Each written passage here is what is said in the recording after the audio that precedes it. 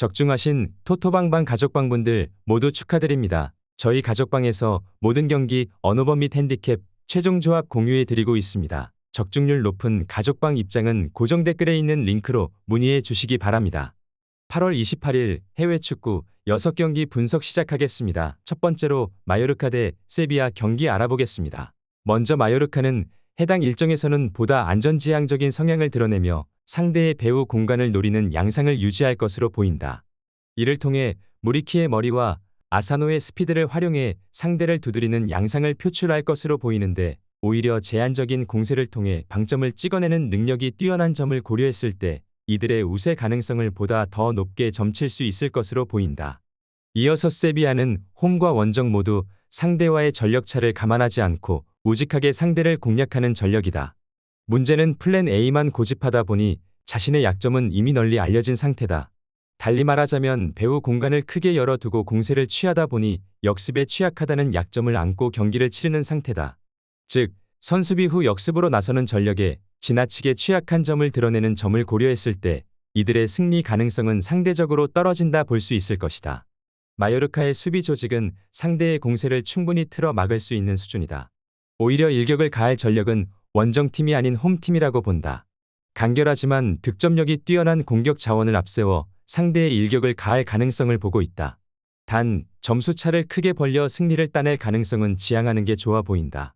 마요르카 승리를 추천합니다. 두 번째로 갈라타사라이 대 영보이스 경기 알아보겠습니다. 먼저 갈라타사라이는 현재 챔피언스 리그 진출권을 다투고 있는 터라 리그에서의 일정은 뒤로 밀린 상황이다. 즉, 체력적인 부분에서는 어느 정도 배려를 받은 채 해당 경기에 나서는 상태다. 더불어 지난 시즌 우승을 차지했을 때 안방에서는 패배가 전무했을 정도로 막강한 퍼포먼스를 보여줬던 점을 고려했을 때 1차전 패배를 극복할 가능성도 꽤 높다. 더군다나 공격진의 퀄리티는 상대보다 더 위라고 판단할 수 있을 정도다. 이카르디와 메르텐스, 바추아이 등 유럽 각지에서 활약했던 공격수들과 더불어 국가대표팀에 선발될 정도로 준수한 기량을 갖춘 수비 자원들도 즐비하다. 즉, 홈 이점을 살려 상대의 주도적인 공세를 통해 일방적으로 두들길 가능성은 매우 높으며, 상대가 밀집 수비를 형성해 역습으로 일관하지만 수비 조직이 뛰어나지 않고 패스워크에 휘둘릴 확률이 꽤 높은 점을 감안했을 때 경기를 유리하게 이끌어갈 수 있을 것으로 본다. 이어서 영보이스는 해당 일정의 경우에도 선수비 후 역습을 통해 대응할 것으로 보인다. 문제는 이들이 내려앉는 형세를 유지한다 해도 상대의 패스워크에 휘둘려 대량 실점을 허용하는 경우가 꽤 잦은 점을 고려했을 때 홈 극강의 퍼포먼스를 유지하는 갈라타사라이의 총공세에 휘둘릴 가능성은 매우 높다. 반면 이들의 경우 천병의 활약에 기대어 최소한 무승부라도 거둬들이겠다는 심산이 표출되겠다. 아무래도 한 골 차 우위를 점하고 있기에 무리한 공세를 통해 대응할 필요는 없으며, 이성까지 극단적으로 낮춰둔 상황에서 실점 상황을 모면하려는 성향을 드러낼 수 있겠다. 즉, 하프라인 부근에 감불라나 우그리닉 정도의 공격 자원을 남겨둔 채 전원 수비에 나설 수 있을 것이며, 몇 명의 공격 자원을 통해 상대의 배후 공간을 집요하게 공략할 것으로 보인다.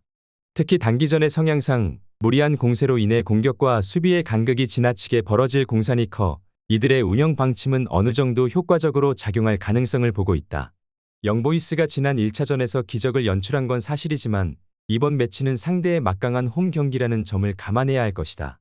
다만 갈라타사라이가 지난 시즌에 비해 실점 관리 능력이 떨어지는 부분이 있으며 점수차를 극복해야 한다는 약점으로 인해 무리한 공세를 취할 가능성이 있다. 즉, 적어도 이들이 0패로 마무리될 가능성은 낮게 점쳐도 무방하다. 갈라타사라이 승리를 추천합니다. 핸디 언어버 및 최종 조합 받아보실 수 있는 가족방 입장 방법 알려드리겠습니다. 먼저 영상 하단의 댓글을 클릭해 주세요. 두 번째로 댓글 속 가족방 링크를 클릭해 주세요. 마지막으로 채팅 참여하기 누르신 후 메시지 주시고 답장 기다려 주시면 가족방 입장 도움드리도록 하겠습니다. 그럼 분석 이어가 보도록 하겠습니다. 세 번째로 스파르타 프라하 대 말메 경기 알아보겠습니다. 먼저 프라하는 1차전 평소와 달리 안전지향적인 운영 방침을 통해 말메의 승리를 따냈다. 상대와의 전력차가 크진 않는 상황이기에 해당 일정에서 거둔 승리는 뜻깊다고 볼 수 있다. 평소처럼 주도적으로 공세를 취할 가능성도 있지만 수세에 몰릴 경우 걸어 잠그고 대응할 가능성도 커 유기적인 전술의 운용을 보여줄 것으로 판단된다. 해당 일정의 경우에도 무리해서 맞불을 놓을 가능성은 낮겠다. 아무래도 체코 리그의 일정이 이제 막 시작된 점도 있어 체력 안배의 필요성을 느낄 수 있겠다. 이를 통해 투지나 크라스니키와 같은 최전방 공격수들을 천병으로 내세워 상대의 배후 공간을 타격하는 양상을 보이겠다.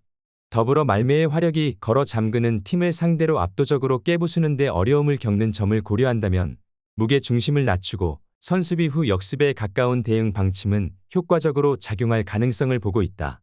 이어서 말매는 홈 이점을 잘 살리는 특성상 스파르타 프라하를 일방적으로 두들겼지만 오히려 역풍을 맞았다.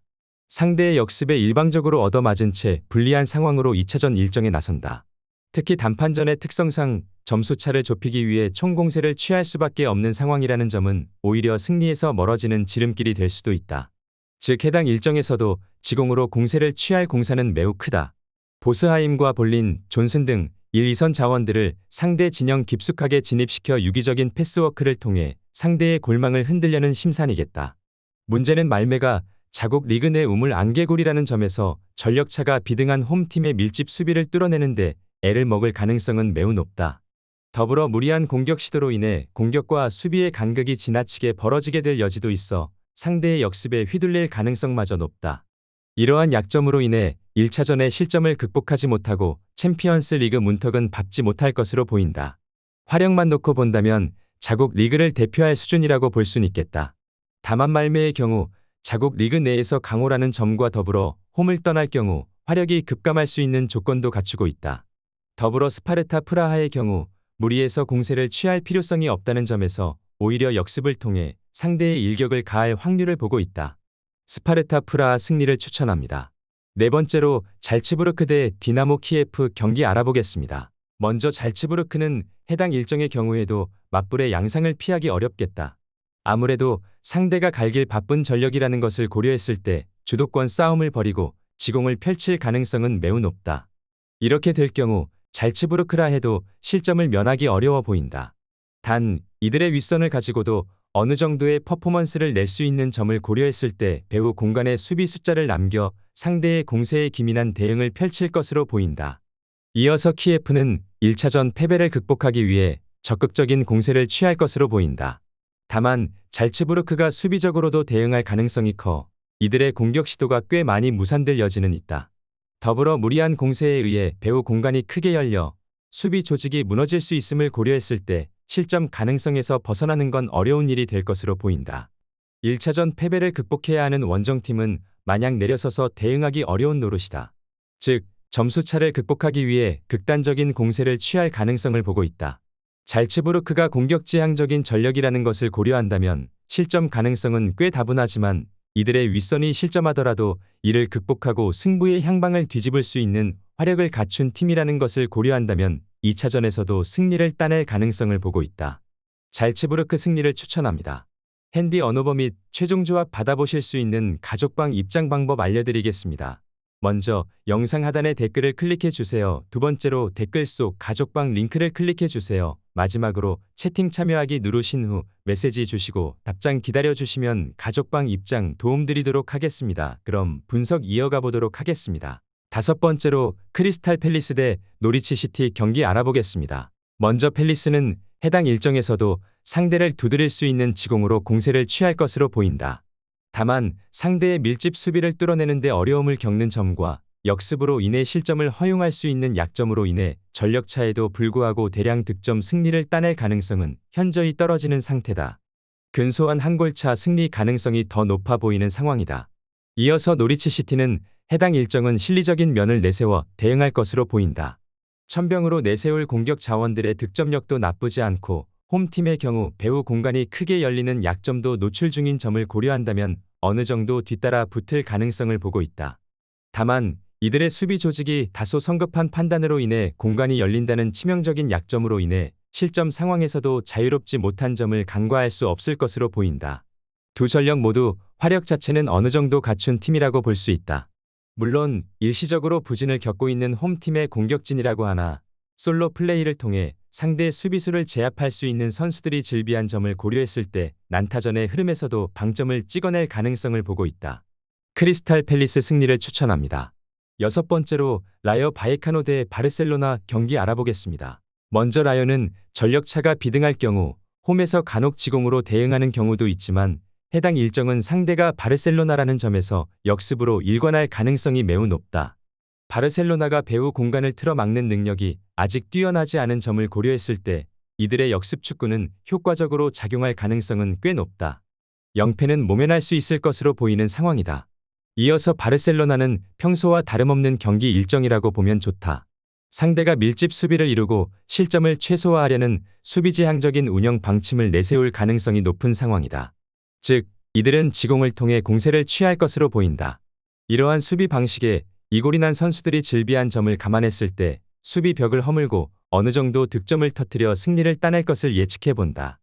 홈팀의 짠물 수비는 리그 내 상위권 전력마저 고전할 수준이다.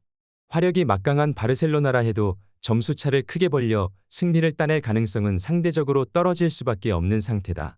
더불어 역습과 세트피스 상황에서 실점을 내어줄 가능성마저 고려한다면 점수차를 크게 벌려 승리를 따낼 확률은 지양하는 게 좋아 보인다. 바르셀로나 승리를 추천합니다.